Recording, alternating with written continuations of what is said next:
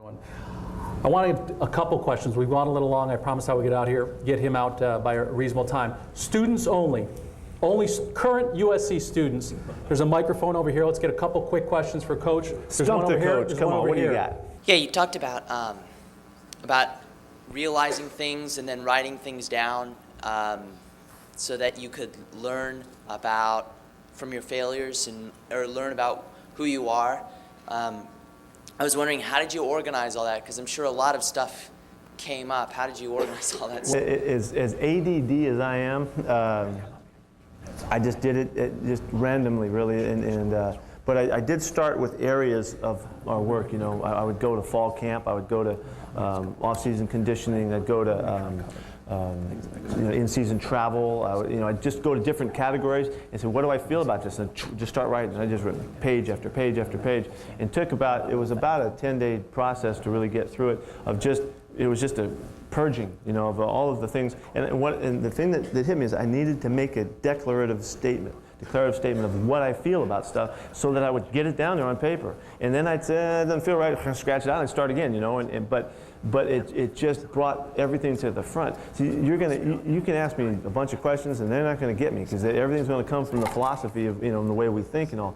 And that's how we solve problems, and that's how we, so you go through it step by step to encompass all of the things that are important to you. Now, I mean, when it happened, I was 47 years old or something like that, and how am I going to describe myself? And it hit bang, competitor, man. You've been competing your whole life, and that helped me immensely, because it became so clear to me how to define myself, and on and on. So it's just, I'm sure that there's a better system than that to that, but that's the way it came out, and I just let whatever could come out. It was almost like automatic writing. It was just ripping, and letting it go. Thanks. Okay.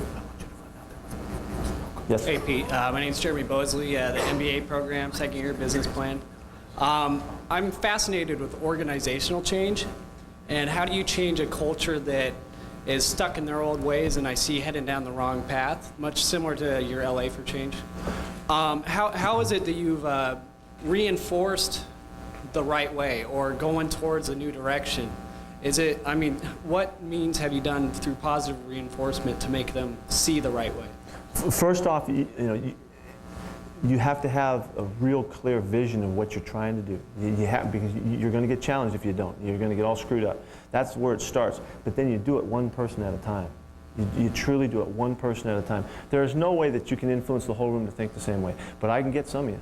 And I need to find out as soon as I can which ones are the who-sayers. Which are the ones people are listening to. Who do they follow? And get that guy. Now you got 5 or 6 or maybe more. And you don't need to ever get the whole room. You need to get those critical people. So that's what's so important. And often the leaders are the ones that are the toughest ones to get. When I went and coached at the San Francisco 49ers, Kenny Norton and his guys had just won the world championship. They thought they were the cat's ass, man. They thought so much. They had such a high opinion of themselves, and Kenny was one of the worst ones. And it was a challenge to try to get into those guys and kind of, break them down a little bit so that you could start to make sense and they could start to feel you. Now, the third thing is, you have to be able to exude this connection with the mission. Okay, you got to have a vision, and then you got to go find those people, and then you have to be able to. They've got to be able to feel you live in that where you're going. See, this is really, it's truly the law of attraction. I don't know how much you guys know about that stuff, and you guys may have heard about it, but this is a general concept that's been around since the history of time, that what you focus on, you'll draw to yourself. And it's the discipline that you can maintain in your focus that will get you to your goal sooner. So the more clear you are about the vision and you live it, you're like the lighthouse. You're not telling everybody everything. You just keep shining that light out there, and it shines on them. When it's on them, they got to feel you. They got to know who you are. It isn't about the words you say. It's about the energetic message that you send. That's really that's critical. So that's the way I picture that happening. Thank you. Coach, I'm a big fan. I suffered through some of the Paul Hackett years before you came. But when you were hired, you weren't the first choice. You weren't the second choice. In fact, you're the third choice. Fifth choice, yeah. Whatever it is.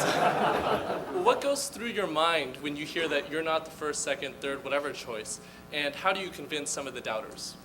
Well, first off, I didn't have to try to convince anybody. I had the job, when I got there. Once they gave it to me, I had it. So I wasn't worried about that. And all of that stuff is outside of me. It's outside of us. It had nothing to do with us, really. I mean, that's stuff that I can't do anything about. And if I set out to try and get on the mission of convincing people that I was the right choice, I'd be wasting time and not doing what I needed to do to get this team plan right. So it's clearly, it serves me so well. I didn't screw with it for a second. I could care less, It was really about what we're all about, what I could do to get this thing rolling, and put the staff together, get everything in order, and on you go. And in that, there's not a lot of wasted time, You're not having to redirect focus and things, because those are things that were totally outside. And the reason I could do that is because I trusted and I believed that it was going to be okay, Now, I definitely live my life thinking that something good is just about to happen, and I don't know when it is or where it's coming, and that's where that ADD stuff is so cool, I never get bored. Hey Pete, I'm a third year at USC Marshall School of Business.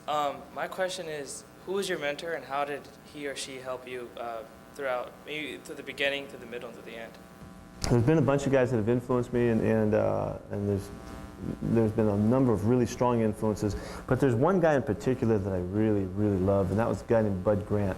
He coached at the Minnesota Vikings, was a long-time historic coach there, and he's too far back for most of the young people to even know who he was, but this was an extraordinary guy, and just a renaissance guy. He played professional basketball, he played professional football, he was a player coach on a Grey Cup championship team out of Canada at 27 years old, coached and played and won the championship, then went to the NFL and played for the Lakers, swears that he could have been the world championship heavyweight boxing, boxing champ, and had this marvelous calm about the way he lived his life and the way he handled everything, I just felt so much, I don't know, I guess respect and regard for the way he lived his life and carried himself in such a manner that nobody could knock him off. Nobody could get at him. Nobody could break him down. They called him the Iceman, and because he had these steely blue eyes, and I mean, he just had this way about him that I thought was awesome. So really, he influenced me more than anybody. I was around him for 5 years, and he had been a head coach and then was a consultant my last 4 years I was there, and like I did with Coach Walsh, I hung with Coach Grant a bunch, and he was awesome to me and kind of took me under his wing and just, that was really, I miss the heck out of being around him because he's really special. And so that's the guy. Thank you. Just one last question, please. My name is Sonny Dawson, undergrad. Do you believe that the best leaders are born that way, or can they be taught? Well, I think that, the leadership qualities that it takes to be effective, there's certain aspects of it that if you're given them, it really helps. But you certainly can be an effective leader, if you declare it and go after it and go about it in the right manner. I never really pictured myself being a leader, and I didn't think of myself that way. But now I know I have to be, So I never set out to try and do this really well. That wasn't a goal or anything. I just wanted to have fun and keep winning, whatever we were doing. But I have figured out though how it works now, and so. I don't know if that was innate, I don't know if that's learned or not, but I think it's all part of the process. So I think it can happen both ways, But the thing that's really cool about leadership, I had a chance to visit with Coach Dr. Sample's class and Warren Bennis' class on leadership that they have here, and to ask those kids and talk to those kids about leadership. And one of the really clear items about declaring is the person really gives you the sense that they're very comfortable with who they are. And that really sends off a message, because most of us we're a little worried now, and it helps to be around somebody who has that sense about themselves. So, I think that's part of the process. I think anybody that had leadership qualities could have gotten knocked off by a screwed up life, so I think it can become both ways. Thanks for the question. Thank you. Great question. All right.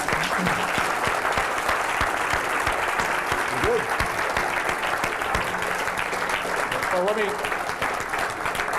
they say that tradition never graduates, and we've got great traditions here at USC football, at the Marshall School, and at the Greif Center. Thank you for coming here and sharing your talents and your lessons with us. It's just been a great night. My pleasure. Thanks, Pete. All right.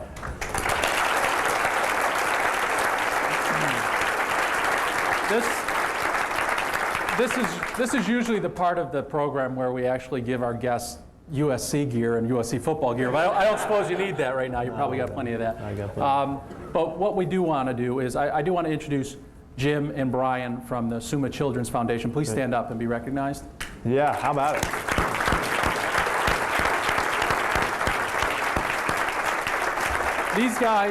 These guys put their money where their mouths are. And I've met with them, and they're honoring A Better LA and Pete on April 23rd. And I hope you raise a hell of a lot of money, and we're going to be there with you. Unfortunately, you keep choosing Wednesdays for your events, and that's our business plan competition, so my class can't be there. But what we did want to do is both the Greif Center and some of us personally are going to be supporting you there. Even if we can't be there, we're going to be making contributions to that. So thank you very much for being here and your work. Please.